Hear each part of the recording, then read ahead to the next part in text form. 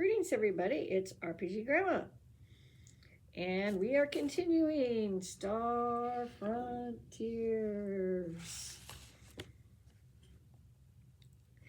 So, where are we? Well, we're up to combat procedures. So, we've covered sighting, skimmers, running skimmers, underground parking, all kinds of other fun stuff, the monorail, roads, pedestrians, buildings, stacking counters, the map, turn sequence, initiative, and how long a turn takes. A melee turn. All right.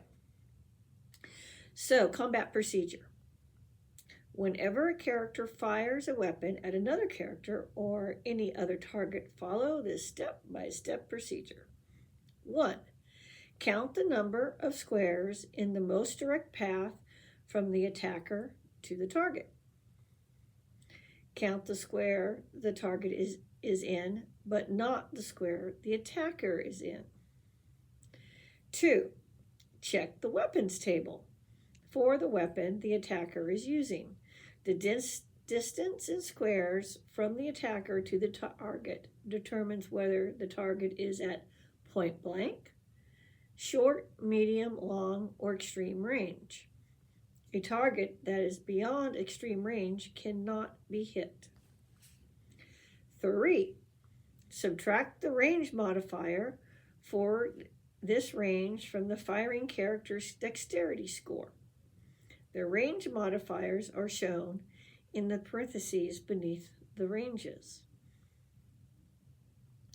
4. If the firing character was running or riding in a skimmer, subtract 10 from the result of step 3.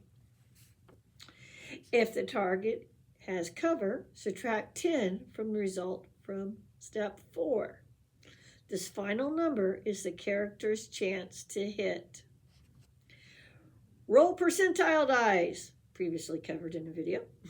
If the number rolled is less than or equal to the character's chance to hit from step 5, the characters hit the target. If the number rolled is higher than the character's chance to hit, the character misses the target. If the character misses with a grenade, it will go off in another square. See grenade bounces. 7.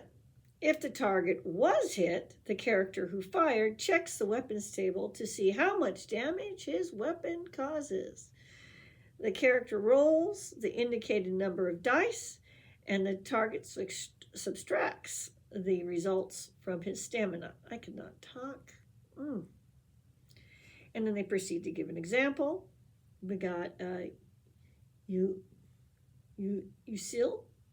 is shooting a gyrojet pistol. You probably guys want to know what that is. At a target 8 squares away. This is medium range, -20. Asil's dexterity score is 40. Subtracting 20 of the range gives Asil a 20% chance to hit. Dave Schnick rolls percentage dice, and the result is 13. This is less than Asil's chance to hit, so she hit the target. Dave rolls 2d10 for damage, and the result is 12. The target character must subtract 12 points from its stamina. And then they give you the little chart of the weapons in the basics.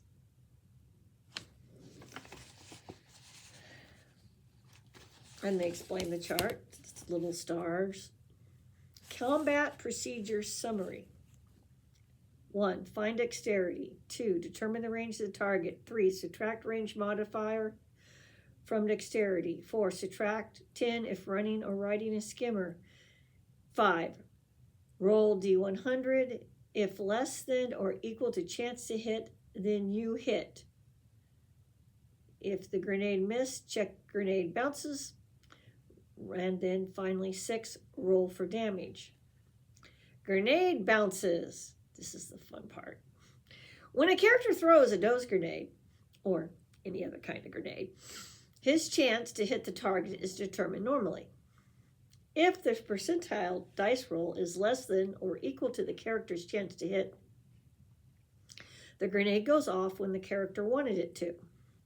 If the dice roll is higher than the character's chance to hit, the grenade bounces in a different square before going off. The direction the grenade bounces is determined by a roll of 1d10 and checking the diagram below. The grenade bounces in the direction shown by the number that has been rolled on the die. The diagram show grenades coming from several different directions. If the grenade did not come exactly from one of these directions, use whichever diagram is closest to the situation. So, you've got 3 diagrams. And if you look at the, let me see here, let me get this. There we go. So if you guys can see, this shakes it up a little bit. I'm just going to make it hard to, you will memorize it because it's just these 3 things to memorize. But, you know, at first it's going to be a little bit of work on the head. You'll have to look it up. But there you go. Depending on which way they're throwing determines where the grenade bounces. The distance the grenade bounces depends on how far it was thrown. The table below shows how far grenades will bounce if they are thrown from different ranges. If the target was short range, then the grenade will bounce 1 square. Medium range, 2 squares. Long range, 3 squares. Extreme range, 4 squares. A grenade will stop if it hits a wall or other obstacle. Example, Yussil is throwing a doze grenade from long range. The grenade misses its intended square. Dave, that's the person running the character, rolls 1d10 and gets a 5. The grenade bounces 3 squares directly to the right of the target square and then goes off. If anyone was in that square, they would be knocked out by the gas. The effect of a doze grenade is described under damage. And it tells you to go see the doze grenades section.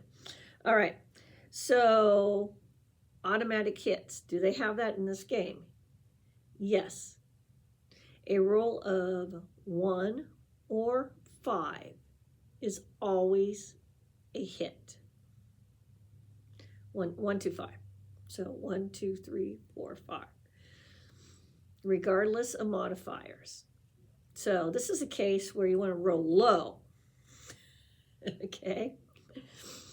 If the target is visible and in range. That's the qualifier.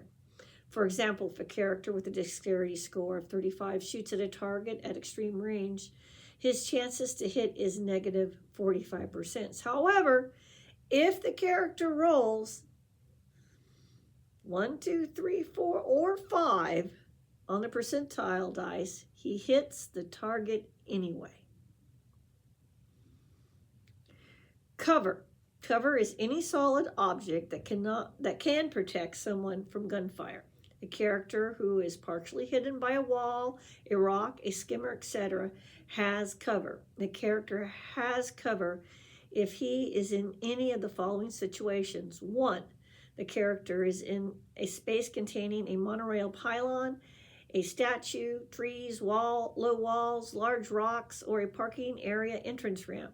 2, the character is inside a building. This applies whether the character is fighting opponents who are also inside the building or standing next to a door or window and shooting at targets outside. 3, the character is standing near the corner of a building in a position that lets him lean around the corner to shoot at a target. 4, the character is standing on a pedestrian walkway. And 5, the character is riding in a skimmer. So we're going to stop there. There's more to come. And I hope you guys are finding this interesting and seeing this old game. And have a great day. Bye.